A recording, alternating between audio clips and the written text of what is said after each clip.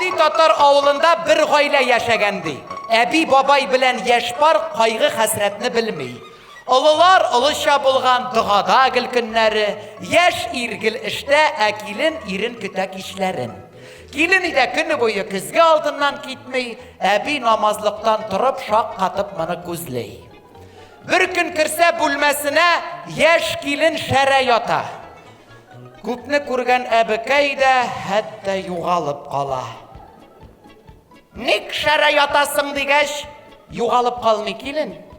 Әни, бу бит ирем өчен кигән сөю күлмәгем мине. Әби аңлый сөю өчен. Аптырап тормый бердә. Анадан тума шишенеп ята, бабай кайтканда өйгә.